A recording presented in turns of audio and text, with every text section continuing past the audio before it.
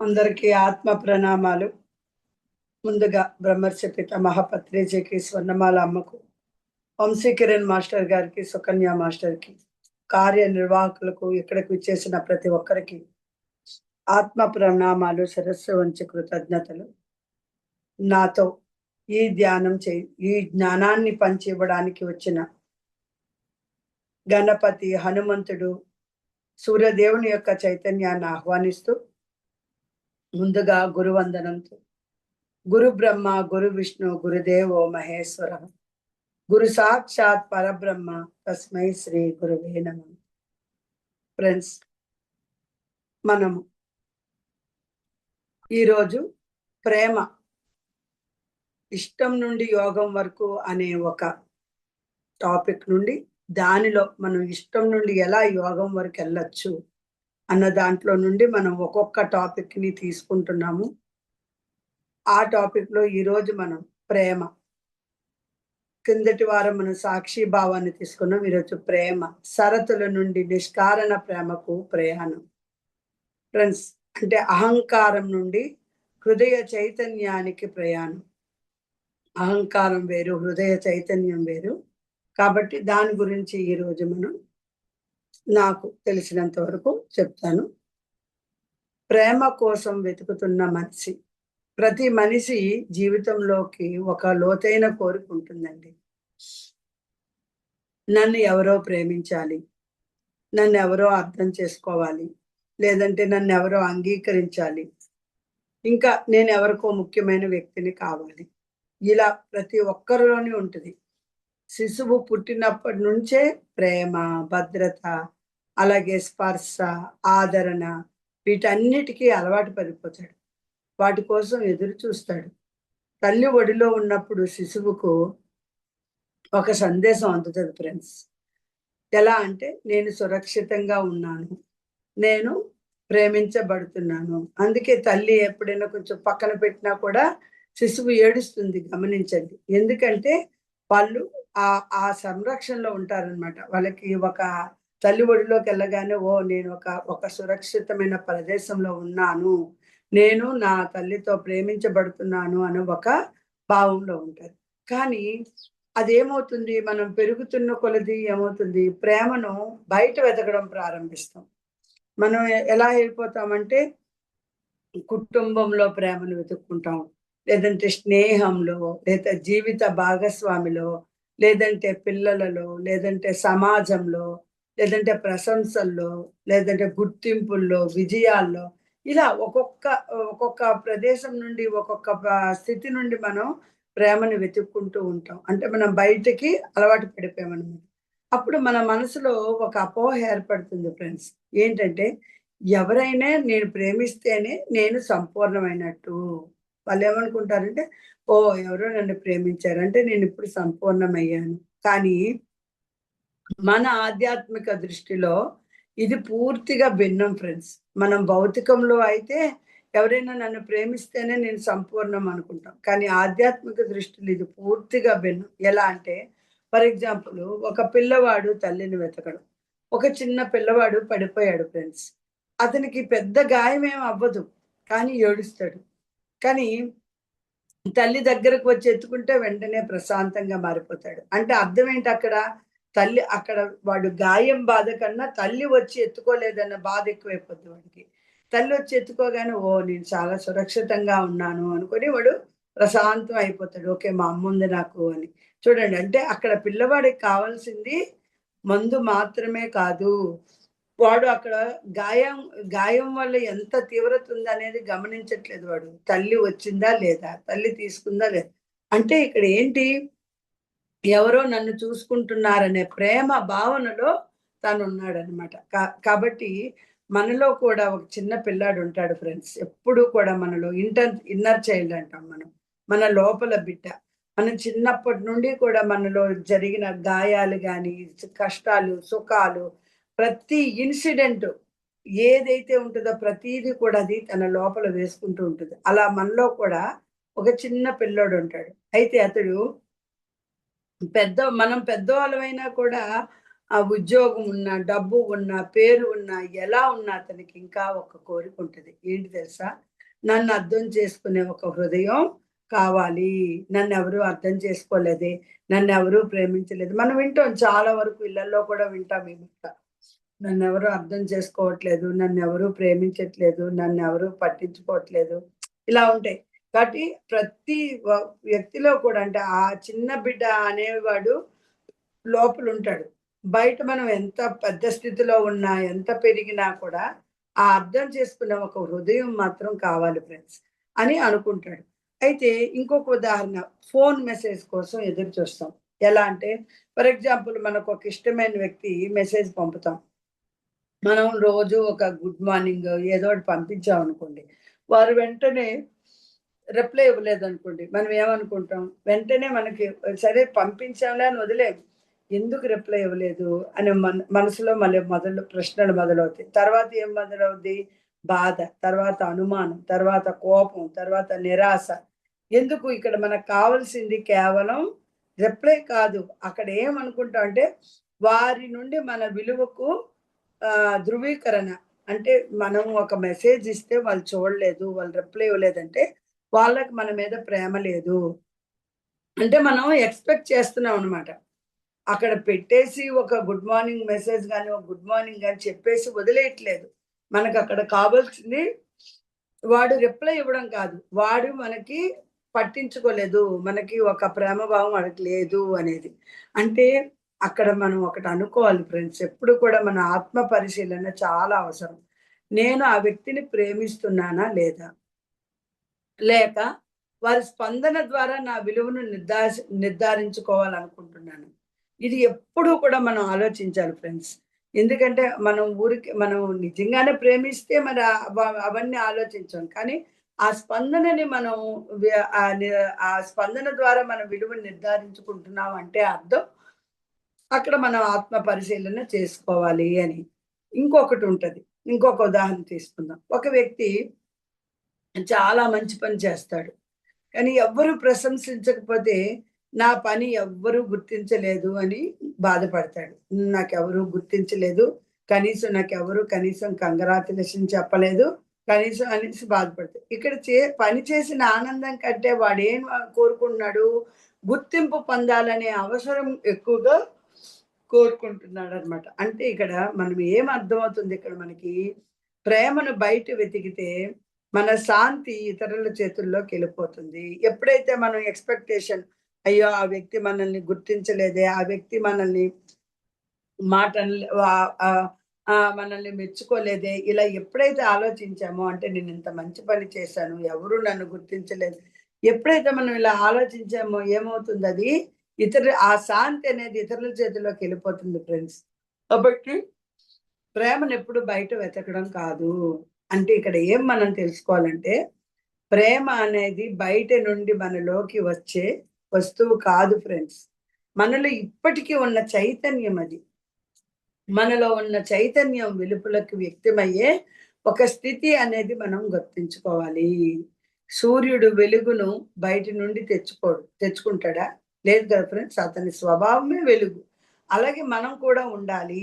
మన స్వభావం వెలుగు ఎలాగో మనం కూడా అలాగే ఆ స్వభావంతో ఉండాలి. అంతేగాని లేదు బయట ఎవడో మనల్ని మెచ్చుకోవాలి, ఎవడో ప్రశంసించాలంటే మన పరిస్థితి అంతే. అలాగే హృదయ స్వభావం ప్రేమ. మనలో ముఖ్యంగా మనలో భయం ఉంటది. అహంకారము, అసూయ, కోపము, గత అనుభవాలు ఇవన్నీ పేరుకుపోయి ఉన్నాయనుకోండి. అప్పుడు ప్రేమ కనిపిస్తుందా? కనిపించదు. కాబట్టి ఇవన్నీ ఎప్పుడైతే ఈ భయాలు, అహంకారాలు, ఈ ఒత్తిడి, కోపము ఇవన్నీ ఎప్పుడైతే పేరుకుపోయి ఉంటాయో అసలైన ప్రేమ కనిపించదు ఫ్రెండ్స్. కాబట్టి మనం ఒక ప్రశ్న వేసుకోవాలి. ఆత్మ పరిశీలన ఇక్కడ కూడా మళ్ళీ చేసుకోవాలి. నాకు ప్రేమ దొరకడం లేదు. నాకు ప్రేమ ఎందుకు దొరకడం లేదు? ప్రశ్న. అంటే ఇక్కడేంటి? ఇక్కడ నా లోపల ఉన్న ప్రేమను ఏది అడ్డుకుంటుంది? ఇవన్నీ ప్రశ్నలనమాట. ఒక్కసారి మీరు ఎప్పుడైనా సరే అలాగ అనిపించినప్పుడు కళ్ళు మూసుకొని అడగండి. కళ్ళు మూసుకొని ఒక ఆత్మ పరిశీలన అంటే మీకు మీరు పరిశీలించుకోవడం. ఒక ఆత్మ పరిశీలన చేయండి. నేను నిజంగా ప్రేమను అడుగుతున్నానా? లేక ప్రేమను పంచుతున్నానా? నేను ప్రేమించినప్పుడు ప్రతిఫలం ఆశిస్తున్నానా? లేదంటే ఎవరైనా నా మాట వినకపోతే నా ప్రేమ మారిపోతుందా? లేదంటే నన్ను విమర్శించిన వ్యక్తిని కూడా నేను గౌరవించగలుగుతున్నానా లేదా? లేతే నాకు నేను కూడా అవతల వాళ్ళని విమర్శిస్తున్నానా? ఒకవేళ విమర్శిస్తే ఎలా విమర్శిస్తున్నాను? నా ప్రేమలో ఏమైనా స్వాధీనం ఉందా? నా ప్రేమలో భయం ఉందా? అంటే నా ప్రేమలో నాది అనే భావన ఎంత ఉంది? అంటే ఫ్రెండ్స్ ఇవన్నీ మనం ఆత్మ పరిశీలనకు వేసుకోవాల్సిన ప్రశ్నలు ఫ్రెండ్స్. ఎప్పుడైతే అలా వేసుకుంటామో అప్పుడే మనకు సమాధానం కరెక్ట్‌గా వస్తుంది. ప్రేమ అనేది పొందవలసిన వస్తువు కాదు. ప్రకాశింపవలసిన స్వభావము. అంటే మనం అనుకుంటాం ప్రేమ కూడా ఒక వస్తువులాగా తీసుకున్నామంటే మనకు ఆ ప్రేమ దొరకదనేది మనం అర్థం చేసుకోవాలి. మన యొక్క శాంతిని ఇతరులకు ఇచ్చేస్తున్నామనేది మనం అర్థం చేసుకోవాలి ఫ్రెండ్స్. కాబట్టి అసలు అంటే ప్రేమ గురించి చాలా అపోహలుంటాయి ఫ్రెండ్స్. అసలు నిజమైన ప్రేమ అంటే ఏంటి? మనము కొన్ని సార్లు ఏమనుకుంటామంటే మన అటాచ్‌మెంట్ ఈక్వల్ టు ప్రేమ అనుకుంటాం. లేదంటే స్వాధీనంగా అంటే మనం ఇవి పొసెసివ్‌నెస్ నాకే కావాలి అని మనం ప్రేమ అనుకుంటాం. అధిక శ్రద్ధ, ఇంకా ఎక్కువ శ్రద్ధ ఇంట్లో వాళ్ళు శ్రద్ధ ఇంకా ఎక్కువ చూపించేయడం ప్రేమ అనుకుంటాం. నియంత్రణ నేను ప్రేమతో నేను ప్రేమిస్తున్నాను, ప్రేమతో నీకు నియంత్రిస్తున్నాను అని అంటారు. కానీ ఆ నియంత్రణ అనేది అని వాళ్ళు ప్రేమ అనుకుంటారు. కానీ అది నిజమా? కానీ ఇవన్నీ ప్రేమతో సమానమైనవి కావు. అటాచ్‌మెంట్‌లో ప్రేమ లేదు, స్వాధీనంలో లేదు, అధిక శ్రద్ధలో లేదు, నియంత్రణలో లేదు. కానీ మనం ఆ పేరు పెట్టుకున్నాం ప్రేమ అని. కానీ నిజమైన ప్రేమ అంటే ఎందులో ఉంటుంది మరి? నిజమైన ప్రేమ అంటే అంగీకారం ఉంటది. నిజమైన ప్రేమ ఉన్న దగ్గర అంగీకారం ఉంటది. అలాగే నిజమైన ప్రేమలో దయ ఉంటది. అలాగే నిజమైన ప్రేమలో కరుణ ఉంటది ఫ్రెండ్స్. అలాగే గౌరవం ఉంటది. స్వేచ్ఛ ఉంటది. ఎదగడానికి అవకాశం ఉంటది. శ్రేయస్సు కోరే మనస్సు ఉంటది. ఫ్రెండ్స్ నిజమైన ప్రేమ ఎప్పుడు కూడా ఏం చెప్తుందంటే, నీవు నాకు కోరికల ప్రకారం ఉండాలని కాదు. నీవు నిజమైన స్వరూపం, నీ స్వరూపం ఏంటో నీ స్వరూపంతో వికసించు. నీ అసలైన వ్యక్తిత్వంతో వికసించు. నువ్వెవరి మీద ఎక్స్‌పెక్టేషన్ పెట్టుకోవద్దు, అంచనాలు పెట్టుకోవద్దు అని అనుకోవడమే ప్రేమ ఫ్రెండ్స్. నిజమైన ప్రేమలో ఎప్పుడూ కూడా ఆ నిబంధనలుండవు. నియంత్రణలు ఇవన్నీ ఉండవు. శ్రేయస్సు కోరే మనసు ఉంటుంది ఫ్రెండ్స్. స్వేచ్ఛ ఉంటది. కాబట్టి ఇది మెయిన్ మనం నిజమైన అసలు ప్రేమ అంటే ఏంటి? ఈ ప్రేమలో 3 స్థాయిలుంటాయి ఫ్రెండ్స్. ఒకటి వ్యక్తిగత ప్రేమ. ఏంటి వ్యక్తిగత ప్రేమ అంటే? ఇది కుటుంబము, స్నేహము, బంధాల ద్వారా వ్యక్తమవుతుంది. ఇది ఈ స్కు ఈ బంధాలకి పరిమితం అన్నమాట. ఏంటది? తల్లి, బిడ్డ, అలాగే భార్య, భర్త, అన్న, చెల్లి, స్నేహితులు, అక్క, తమ్ముడు ఇలా ప్రతి ఒక్కరు. అక్కడ ఇక్కడ ఏంటవుతుంది? ఇక్కడ ప్రేమ ఒక వ్యక్తి నుండి మరొక వ్యక్తికి ప్రవహిస్తుంది. కానీ ఇందులో అంచనాలు చేరితే బాధ మొదలవుతుంది. అంతే కదా! తల్లి సరిగ్గా చూడకపోతే బిడ్డకు కోపమొస్తది. బిడ్డ సరిగ్గా పట్టించుకోకపోతే తల్లికి బాధ అనిపిస్తది. అలాగే భార్యాభర్తలు గాని, అన్నా చెల్లెలు గాని ఇలాగా కుటుంబాలలో అంటే మన కుటుంబము, స్నేహము, బంధాల ద్వారా అంటే మన స్నేహంలో కూడా మన ఫ్రెండ్ మనతో మాట్లాడకపోతే బాధ అనిపిస్తుంది. ఆ బాధలోనే మనం నిర్ణయాలు కూడా తీసేసుకుంటాం. ఇక నుండి అంటే ఇంకా ఆ బాధ ఎక్కువైపోతే ఏమవుద్ది? ఇక నుండి వాళ్ళతో మనం మాట్లాడకూడదు. వాళ్ళు ఎక్కువగా వాళ్ళతో మనం అంటే మనం ఆధ్యాత్మికులు ఉన్నాం కాబట్టి మనకు అర్థమవుతుంది. అదే లేకపోతే మనం ఏం చేస్తాం? బాధపడి ఇంకా ఇంకొక స్థితిలోకెళ్ళిపోతాం. కానీ మనం ఉన్నాం కాబట్టి వద్దులే వాళ్ళని బాధ పెట్టకూడదు. వాళ్ళతో ఇంకా ఎక్కువ ఉండకూడదు. వాళ్ళతో ఇంకెక్కువ ఎక్స్‌పెక్టేషన్స్ పెట్టుకోకూడదని మనకు మనమే కామ్ అయిపోవడం. కాబట్టి అంటే చూడండి ఇక్కడ ఆ వ్యక్తిగత ప్రేమలో ఉండే ఆ బంధాలని దాన్ని మనం చేసుకోవడం. అంటే ఇక్కడ 3 స్థాయిలుంటాయి కదా! ఒకటి వ్యక్తిగత ప్రేమ. రెండోదేంటంటే విశ్వ ప్రేమ. మన ప్రేమ కుటుంబం నుండి ఎక్కడికెళ్ళిపోతుంది? బయటికి విస్తరిస్తుంది. బయట వాళ్ళ మీద కూడా మనం ప్రేమ చూపించగలుగుతాం. అసలు ఈ ప్రేమ ఎంత అద్భుతం అంటే, నా వాళ్ళు మాత్రమే కాదు, ప్రతి జీవి శ్రేయస్సు పొందాలి. ప్రతి జీవి మీద అంటే పక్షుల మీద, జంతువుల మీద, ప్రతి ఒక్కరి మీద పక్షి పట్ల దయ. జంతువు పట్ల కరుణ. అపరిచితుడిగా ఎవరో మనకు తెలీదు. కానీ మనం అడగగానే మనం సహాయం చేస్తాం. బాధపడుతున్న వ్యక్తిని అర్థం చేసుకోవడం. ఇవన్నీ కూడా ఇది హృదయ విస్తరణ. అంటే మనం ప్రేమ కుటుంబం నుండి ఎక్కడికెళ్ళిపోయింది? బయటికెళ్ళిపోయింది. ప్రతిరోజు లేవగానే నాకైతే ఏం అలవాటంటే నైట్ పడుకునేటప్పుడే బయట ఒక బౌల్‌లోని ఒక ఫుడ్డంతా వేసేస్తానన్నమాట. తెల్లవారి వచ్చి పక్షులు తింటాయి అని. అలాగే వాటికి వాటర్ పెట్టడం. అలాగే మా ఇంట్లో ఒక డాగ్ ఉండేది. దాన్ని చాలా ప్రేమించాము. ఇలా అంటే ఇదొకటి అంటే నేను నా గొప్ప చెప్పుకోవడానికి చెప్పుకోవట్లేదు ఫ్రెండ్స్. అంటే మన ప్రేమ ఎక్కడికి అంటే మనం బయట ఇంట్లో వాళ్ళనే కాకుండా బయట వాళ్ళని కూడా మనం ఎవరో ఫోను చేసి మేడం ఇలా డబ్బులుంటే ఇస్తారా అని అడుగుతారు. మళ్ళీ వాళ్ళు ఇచ్చారో లేదో కూడా మళ్ళీ నాకు గుర్తుండదు. నేను సరేలే పాపం అడిగారు కదా! అని మనం ఇస్తాం. అంటే ఏంటి ఇక్కడ అర్థం? అంటే మన ప్రేమ మనం ఆధ్యాత్మికంలో ఉండేటప్పుడు ఏమైపోతుంది? ప్రేమ స్థాయి మారిపోయింది. ప్రేమ కుటుంబం నుండి ఎక్కడికెళ్ళిపోయింది? బయటికెళ్ళింది. అక్కడ కూడా మనకి పక్షి పట్ల అవి చిన్న చిన్న గింజలేస్తే తినలేదు. తినకపోతే ఇప్పుడు ఏం చేశాను మళ్ళీ కొంచెం పెద్దవని మళ్ళీ తెప్పించి మళ్ళీ చేయను. అంటే మనం వాటి గురించి ఆలోచించేటప్పుడు మన ఆలోచనలు కూడా మారుతాయి ఫ్రెండ్స్. అలాగే మూడవ ప్రేమ దైవ ప్రేమ. ఇది ప్రేమ యొక్క అత్యున్నత ఆధ్యాత్మిక స్థాయి. ఇంకా దీంట్లో ఇంకా అల్టిమేట్ అన్నమాట. అన్నిటిలో ఒకే దైవ చైతన్యం ఉంటది అనే అనుభవం. అంటే అప్పుడు మనం వ్యక్తిని మాత్రమే చూడం ఫ్రెండ్స్. అందులో వ్యక్తిలో చైతన్యాన్ని చూస్తాము. అందుకే అది ఆధ్యాత్మిక ప్రేమ. నిన్ను నీ వ్యక్తిత్వం కోసం మాత్రమే కాదు, నీలో దైవత్వాన్ని గౌరవిస్తూ ప్రేమిస్తున్నాను అని అనుకునే స్థితికి వెళ్తది ఫ్రెండ్స్. మనం ఇక్కడ చైతన్యము, మనం శరీరం కాదు, మనం ఆత్మ, మనం ఒక చైతన్యము అని మనం తెలుసుకునే స్థితికి వెళ్ళిపోతాం. నేను శరీరాన్ని కాదు, నేను మనసుని కాదు, ఇవన్నీ చెప్తుంటాం కదా!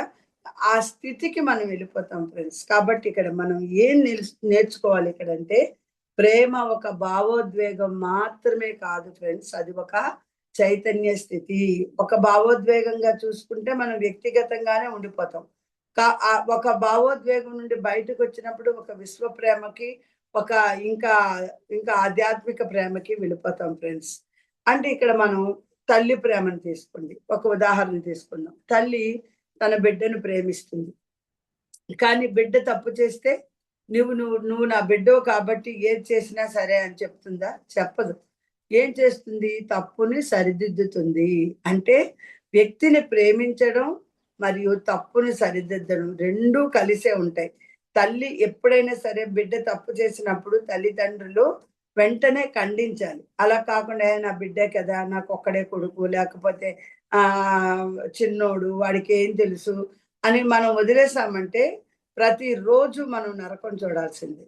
కాబట్టి వ్యక్తిని ప్రేమించాలి. ఆ ప్రేమించినప్పుడు తప్పును సరిదిద్దాలి. 2 కలిసే ఉంటాయి ఫ్రెండ్స్. కాబట్టి ఇక్కడ మనం తెలుసుకోవాల్సిందేంటంటే, నిజమైన ప్రేమ అంటే అన్నింటిని అంగీకరించడమే కాదు. వ్యక్తి శ్రేయస్సును కోరడం. ఏదైతే వాడు వాడు వాళ్ళ ఏదో ఒక బొమ్మ అడిగాడు. ఆ బొమ్మను కొనేసి ఇచ్చేయడం. ఏమనంటే, లేదు వాడు ఒక్కడే కదా! వాడు ఏడుస్తున్నాడు కదా! వాడు ఏడుస్తున్నాడని మనం ఇచ్చేస్తే ఏమవుతుంది? మనకి చిన్న పిల్లలు వాళ్ళకి తెలీదు. వాళ్ళు అడిగిందంతా, కోరిందంతా చూసిందంతా పాపం కావాలని అట్రాక్ట్ అవుతారు. మనం ఏం చేస్తాము? వాడు చూస్తున్నాడే వీడు బావుందే, వాడేదో కళ్ళద్దాలు అడిగాడే మనం ఇచ్చేద్దామే అని ఇస్తాం. అదేమవుతుంది? వాడికేం తెలీదు కదా!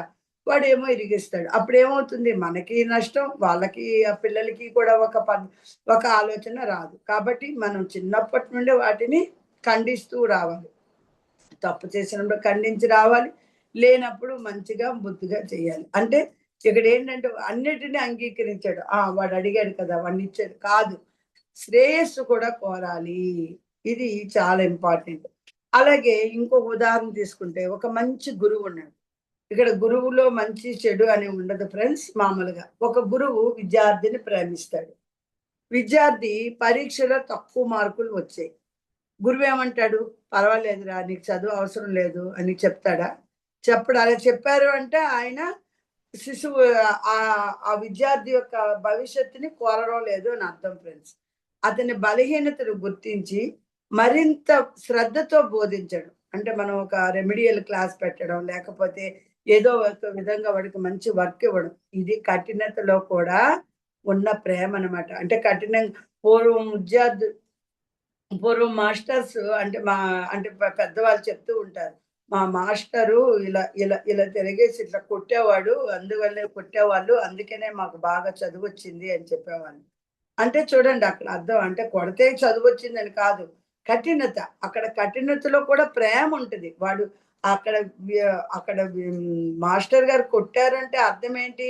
అంటే వాడు మళ్ళీ నేర్చుకోవాలని. కానీ ఇప్పుడేమవుతుంది, మనం ఏదైనా ఒక మాట అన్నా కూడా తల్లిదండ్రులు ముందొచ్చేస్తారు. వచ్చేసి లేదు మేడం వాళ్ళు అలా కాదు మేడం, వీళ్ళు ఇలా కాదు మేడం, వాడు మంచోడు మేడం.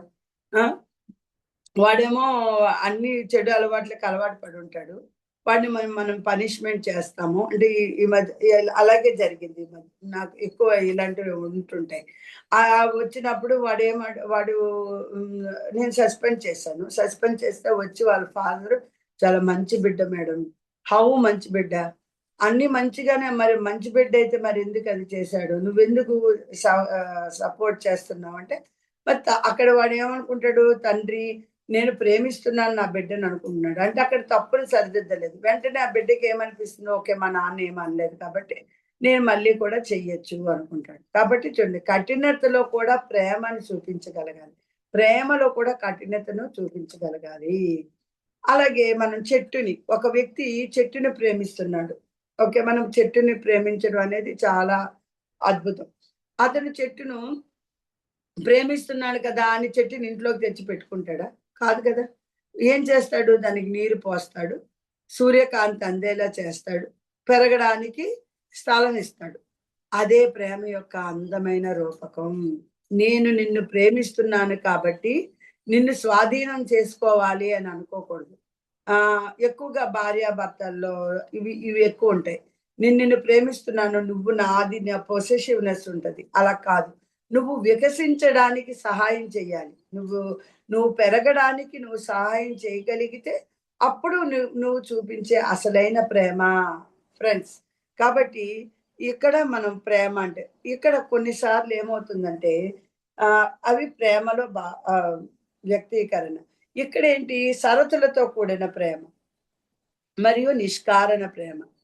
ఇది అంటే ఎలాగైపోతుందంటే, ఇప్పుడు షరతులతో కూడిన ప్రేమ అంటే ఏంటి? మనం చాలా వరకు కొన్నిసార్లు కాదు. చాలా వరకు ఈ షరతులతో కూడిన ప్రేమ చూస్తాం. ఏ ఈ షరతులతో కూడిన ప్రేమ ఎలా మాట్లాడుతదంటే, "నువ్వు నా మాట వింటేనే నేను నిన్ను ప్రేమిస్తాను. నన్ను గౌరవిస్తేనే నీకు నా ప్రేమ ఉంటుంది. నువ్వు" అంటే షరతులనమాట. కండిషన్ అనమాట. నన్ను గౌరవిస్తేనే నా ప్రేమ నీకుంటది. నిన్ను ఇలా అనమాట. అంటే కండిషన్స్ పెట్టుకోవడం. నీవు నా అంచనాలకు తగ్గట్టు ఉంటేనే నేను సంతోషంగా ఉంటాను. నువ్వు ఇంట్లో పనులన్నీ చేస్తేనే నీ మీద నాకు ప్రేముంటది. ఇలాంటి నన్ను పట్టించుకోకపోయావంటే నేను నిన్ను పట్టించుకోను. చూడండి ఆ కండిషన్స్. నువ్వు నన్ను పట్టించుకున్నావా? నేను నిన్ను పట్టించుకోవడానికి?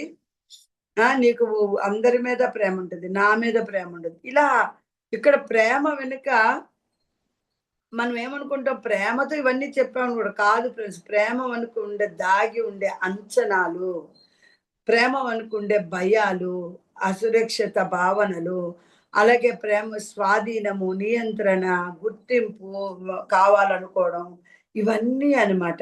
వాటి వలన ఏమవుతుందంటే షరతులతో కూడిన ప్రేమని మనం ఎక్కువగా కోరుకుంటాం. కానీ అది చెప్పాలంటే అది నిజమైన ప్రేమ కాదు. ఒక తల్లి, తండ్రి ఉన్నారండి.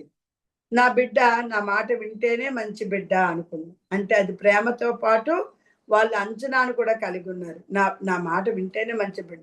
మాట వినలేదనుకో వెంటనే ఏం పిల్లలురా బాబు! ఇప్పుడు మాట వినడమే మానేశారని. అదే నా బిడ్డ తప్పు చేసినా నేను అతన్ని ద్వేషించను అనుకోవడం. కానీ తప్పును మాత్రం అంగీకరించను. అంటే ఇక్కడ చూడండి తప్పు చేశాడని కొట్టేయం కదా! ద్వేషించం కదా! కానీ ఏం చేస్తాం? "నువ్వు తప్పు చేశావు నాన్న. నువ్విలా చెయ్యకూడదు" అని దాన్ని అంగీకరించకుండా సరిదిద్దాలి. అతను సరిదిద్దుకోవాలని కోరుకోవాలి. అప్పుడు అది మరింత ఆరోగ్యకరమైన ప్రేమవుతది. లేదు సరిదిద్దలేదు. సరేలే పాపం ఇందాకే నేను ఒక ఉదాహరణ చెప్పాను కదా! ఆ తండ్రి సరిదిద్దకుండా వచ్చి మరీ తిరిగి చెప్తున్నాడు అనమాట. మంచి బిడ్డ మేడం, అలాంటి వాడు కాదు మేడం, వాడు చేతిలో వాడు డ్రగ్స్ ఏమి తీసుకో, అది ప్రూఫ్ ఉంటే కూడా అలా అంటే అక్కడ ఏమిటది, ఆయన ప్రేమ అనుకుంటున్నాడు కానీ సరిదిద్దలేదు అని అర్థం. అదే నిష్కారణ ప్రేమ ఉంటది. నిష్కారణ ప్రేమ అంటే తప్పును సమర్థించడం అని కాదు. ప్రేమ ప్లస్ తప్పును అంగీకరించడం.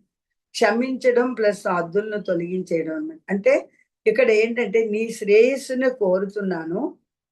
నీ స్వేచ్ఛను గౌరవిస్తున్నాను. నీ తప్పును సమర్థించను. కానీ నీపై ద్వేషాన్ని పెంచుకోను. ఎంత అద్భుతం చూడండి. అదే పరిపక్వమైన ప్రేమ అంటారు ఫ్రెండ్స్. అంటే నువ్వంటే నాకు చాలా ఇష్టం. కానీ నువ్వు స్వేచ్ఛగా ఉండాలనుకుంటాను. కానీ నువ్వు తప్పు చేస్తే నేను ఒప్పుకోను. నువ్వు తప్పు చేస్తే నేను సమర్థించను. నీపై నేను ఎటువంటి ద్వేషాన్ని పెంచుకోను అని చెప్పడం అన్నమాట. ఫ్రెండ్స్ కదా! అంటే ఇక్కడ చూడండి, భార్యాభర్త తీసుకుందాం. ఫర్ ఎగ్జాంపుల్ ఒకరు ఇలా అంటారు.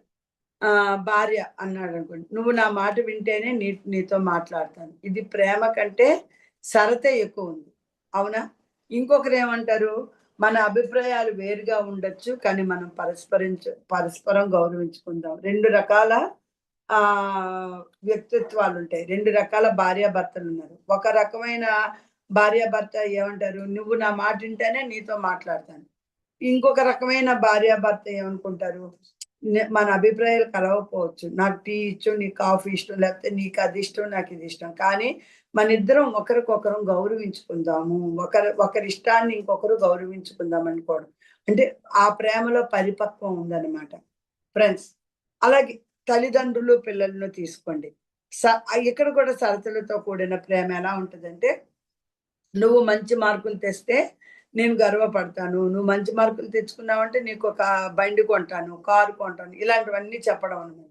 పిల్లవాడి మనసులో ఏమైపోతుంది, ఓహ్! నా విలువ నా మార్కులా? నా విలువ ఇదా? అనే భావన ఏర్పడిపోతుంది. అదే నిష్కారణ వాడికి ఆ భావనైనా ఏర్పడొచ్చు. లేదా వాడు దానికి అలవాటైనా పడిపోవచ్చు. కానీ నిష్కారణ ప్రేమలో ఎలా ఉంటుంది? నాన్న నీ మార్కులు ఎలా ఉన్నా నువ్వు నాకు విలువైన వాడివే. కానీ నీ సామర్థ్యాన్ని ఉపయోగించడానికి నువ్వు కష్టపడాలని నేను కోరుకుంటున్నాను అన్నావనుకో, వాడు పొంగిపోతాడనమాట. వాడికి ఓహ్! మా నాన్న నా గురించి, మా తల్లిదండ్రులు నా గురించి ఇంతగా ఆలోచిస్తున్నారు. నా సామర్థ్యాన్ని కోరుకుంటున్నారు. I can prove my self. అక్కడ ప్రేమ ఉంది. అలాగే బాధ్యత కూడా ఉంది. ఇదే ఫ్రెండ్స్. అంటే షరతులతో కూడిన ప్రేమకి, నిష్కారణ ప్రేమకి ఉదాహరణలనమాట ఇవన్నీ. ఇదే మెయిన్ తేడా. ఇంకా కూడా ఒక స్నేహితుడున్నాడు.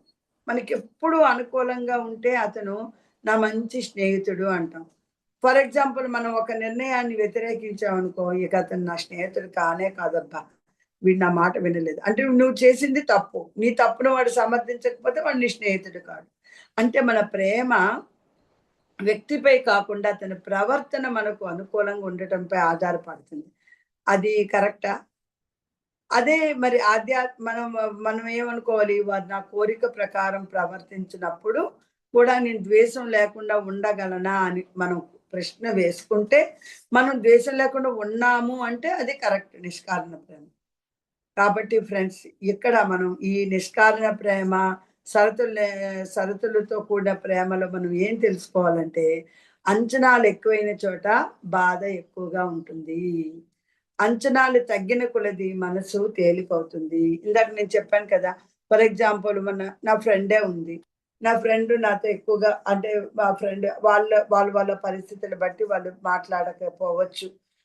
వాళ్ళకుండే స్థితులు బట్టి వాళ్ళు ఉండొచ్చు. అప్పుడు కొన్ని రోజులు ఏమనిపిస్తుంది, అయ్యో! ఇంత క్లోజ్‌గా ఉన్నామే, రోజు మాట్లాడుకోవట్లేదే అనిపిస్తది. కానీ తర్వాత మనం ఆధ్యాత్మికంలో ఉన్నాం కదా, ఏమైపోతుంది, అంచనాలను తగ్గించేసుకుంటాం. అక్కడ అంచనాలున్నాయి. కాబట్టి బాధ ఎక్కువైపోయింది. ఇక్కడ అంచనాలు తగ్గించేసుకుంటాం. కాబట్టి మనసంతా తేలికైపోతదనమాట. ఓహో! పర్వాలేదు. హమ్మయ్య! ఇప్పుడు నేను బాగున్నాను. ఫ్రెండ్స్, కాబట్టి ఇది మనం నేర్చుకోవాల్సింది. మరి ప్రేమ మరియు అహంకారానికి కూడా తేడా ఉంది. తెలుసా? మనం కొన్ని విషయాల్లో అహంకారాన్ని ప్రేమ అనేసుకుంటాం. ప్రేమను అహంకారం. కానీ ఇక్కడ ఒక సున్నితమైన తేడా ఉంటది ఫ్రెండ్స్. ప్రేమకి మధ్యలో అహంకారానికి. అహంకారం అంటే ఏంటి? నీవు నాకే చెందాలి, నువ్వు నా సొంతం అంతే, నువ్వు నేను చెప్పినట్టు వినాలి, నువ్వు నా సొంతము. ప్రేమ ఏం చెప్తుంది? నీవు నీ స్వరూపంలో స్వేచ్ఛగా వికసించు. అంటే నీకు నచ్చినట్లు నువ్వు చదువుకో. నీ అభిప్రాయాలని గౌరవించడం. అక్కడేంటి లేదు, నా అభిప్రాయమే నీ అభిప్రాయం అనేది అహంకారం. ఇక్కడేంటి నో, నో, నో అలా కాదు. నువ్వు నీ అభిప్రాయాలను గౌరవించుకుంటూ నాతో ఉండు. నాతో నన్ను గౌరవించు అని చెప్పడం. ఇది ఇక్కడ ఆ తేడా ఫ్రెండ్స్ అహంకారానికి, ప్రేమకి. అహంకారం ఎలా ప్రేమలో కనిపిస్తుంది మరి? ఎలా మనం ఆ తేడాను తెలుసుకోగలుగుతాం అంటే అహంకారం ఏం చెప్తుంది తెలుసా? నువ్వు నా మాటే వినాలి. నన్నే మొదటగా చూడాలి. నన్ను విడిచిపెట్టకూడదు. నాకు ప్రాధాన్యత ఇవ్వాలి. నా కోరిక ప్రకారమే నడవాలి. నేను చెప్పిందే సరైనది. కొన్ని ఇళ్లల్లో ఇవి జరుగుతాయి ఎక్కువ. ఎలా అంటే లే నా ఎలా అయినా సరే నా మాట వినాలి వీళ్ళు. లేదంటే ఎవరైనా మన ఇంటికి రిలేటివ్స్ వచ్చారనుకోండి, వాళ్ళతో మనం కొంచెం ఉన్నామనుకోండి, ఇంట్లో ఉన్న వాళ్ళు జెలస్ వచ్చేస్తది. నువ్వు వాళ్ళతో ఉన్నావు, నాతో లేవు, నాతో మాట్లాడలేదు, పట్టించుకోలేదు. నువ్వు నన్ను విడిచిపెట్టేసావు. ఇలా మాటలొస్తాయన్నమాట. లేదంటే నేను చెప్పిందే సరైనది. నా మాటే నువ్వు వినాలని చెప్పను.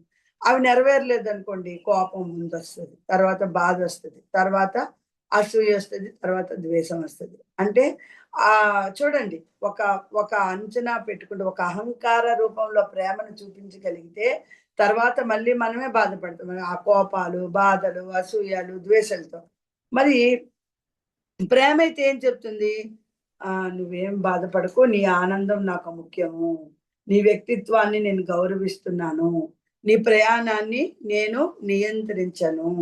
నువ్వు నీ నీ నీకేదైతే ఇష్టమో దానిలోనే ఉండు. నువ్వు దాన్నే చదువుకో.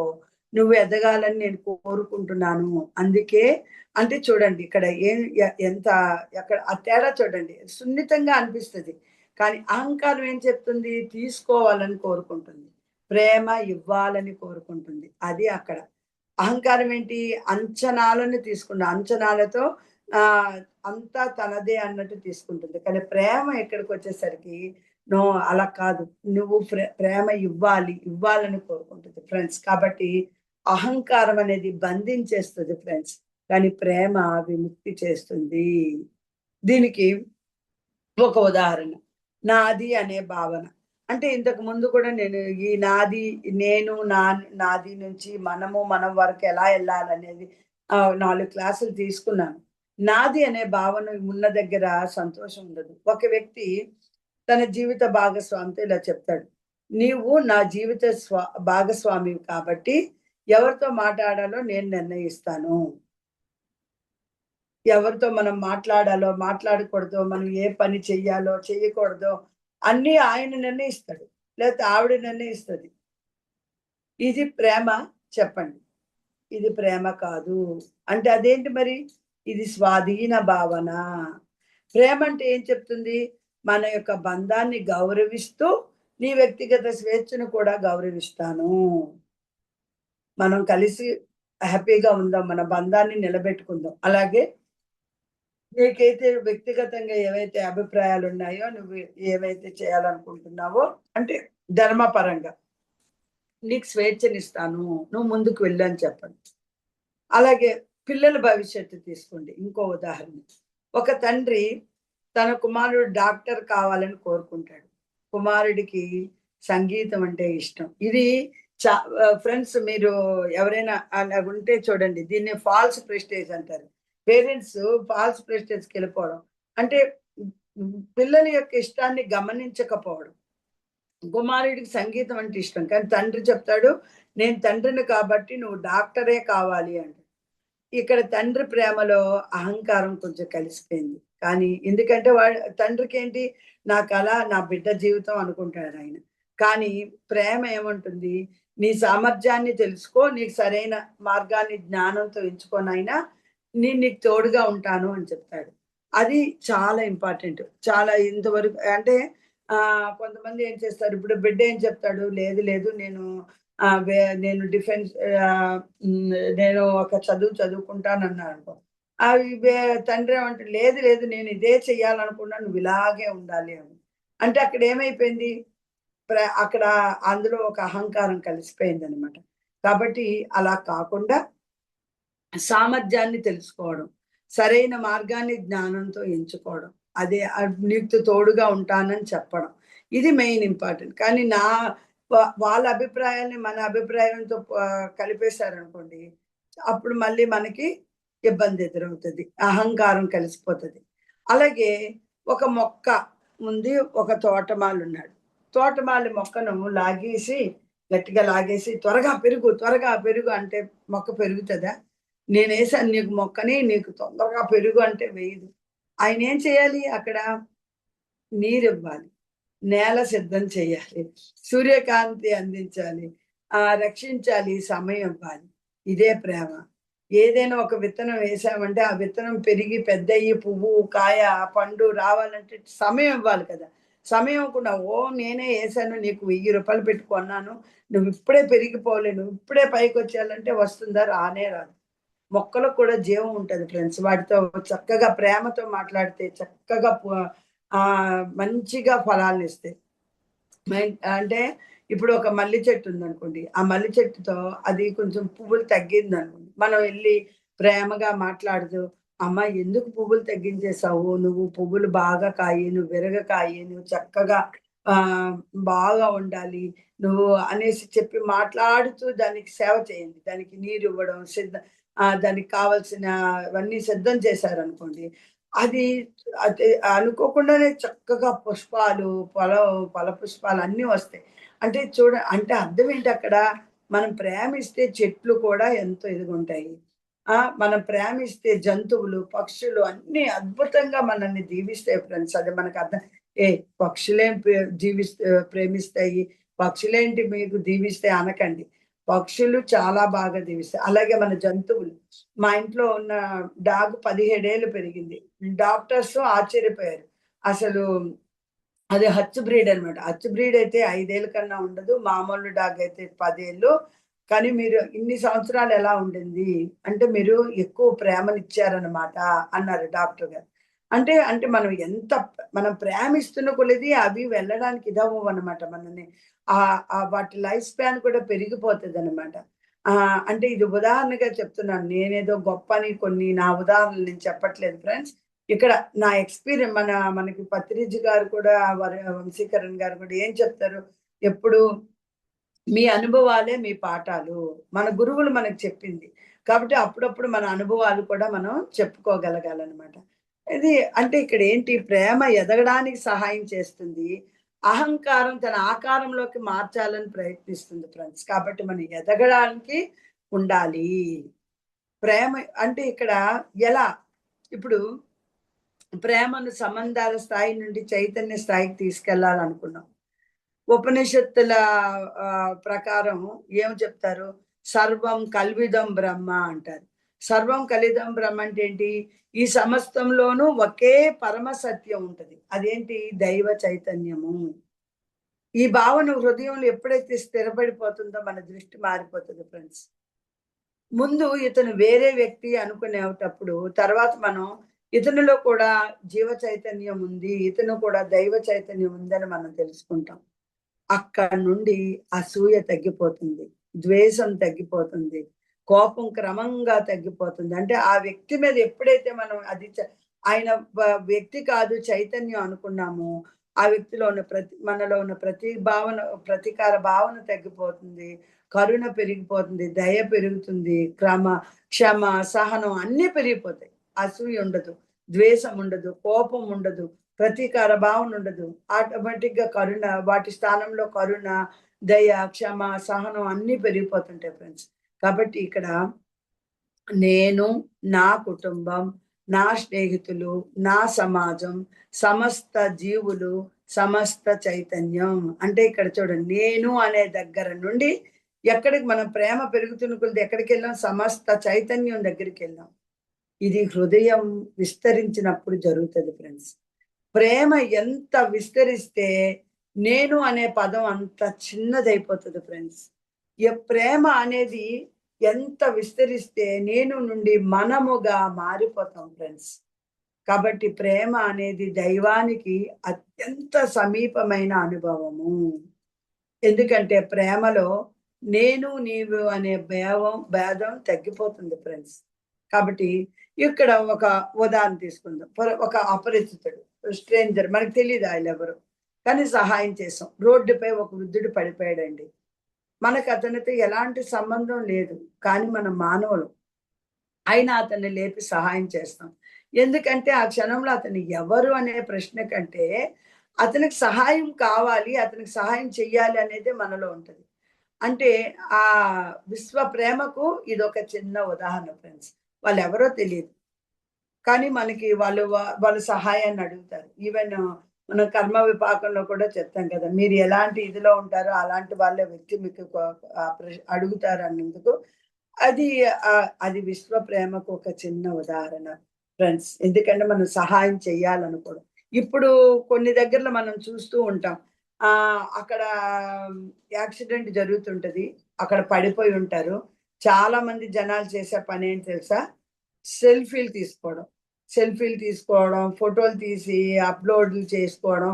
ఓహ్! ఇక్కడ ఇంత అంటే దాన్ని కూడా ఒక పెద్ద హంగామాలాగా చెప్పడం. అంటే అక్కడ మనిషి ప్రాణం పోతుంటే ఇక్కడ మనం ఏం చేస్తున్నాము, దానిని ఒక వీడియో తీసేసి అందరికి వైరల్ చేసేసేయడం. ఇలాంటివి చాలా జరుగుతున్నాయి ఇప్పుడు. అలా కాకుండా మనం ఆ వ్యక్తికి సహాయం చేయాలనుకోవడం. అలాగే జంతువుల పట్ల కరుణ. ఒక కుక్కకి ఆహారం లేదు. వీధిలో ఉంటాయి కదండీ! వీధి కుక్కలు. మనకి దానితో సంబంధం లేదు. అది మనం అనుకుంటామా ఇది వీధి కుక్క అది కాబట్టి దీన్ని మనం ఎందుకు చూడాలి? మన ఇంట్లో మనకి రాజాలాగా పెంచే కుక్కుంది. దాన్ని చూసుకుంటే చాలా కాదు ఫ్రెండ్స్. బయట, లోపల ఒకేలాగా చూసుకోవడం. అయినా దానికెళ్ళి ఆహారం పెడతాం. ప్రతిరోజు వెళ్లి నేను బిస్కెట్స్ వేస్తాను. ఎందుకంటే అవి పాపం ఇలా ఎదురు చూస్తూ ఉంటాయి. అంటే ఏంటి? వాటికి కూడా మనం సమానంగా అర్థం చేసుకోవడం. అదే నా కుటుంబం అనే పరిమితిని దాటిపోయి, ప్రతి జీవి జీవించాలి అనే హృదయ విస్తరణకి వెళ్ళడం. అలాగే ఇంకొక ఉదాహరణ తీసుకుందాం. మనకు నచ్చని వ్యక్తి ఉన్నారనుకోండి. మనకి నచ్చని వ్యక్తి ఉంటే వారి ప్రవర్తన మనకు చాలా బాధ కలుగుతది ఫ్రెండ్స్. ఆ వ్యక్తిని ప్రేమించమని మనం బలవంతం చేయాల్సిన అవసరం లేదప్పుడు. ఇప్పుడు ఒక వ్యక్తి ఉన్నాడు. కానీ ఆ వ్యక్తి సరిగ్గా ఉండడు. ఎప్పుడు నవ్వడు. ఎప్పుడు కోపంతో అలాగుంటాడు. కానీ మనం ఇలా ప్రార్థించాలి.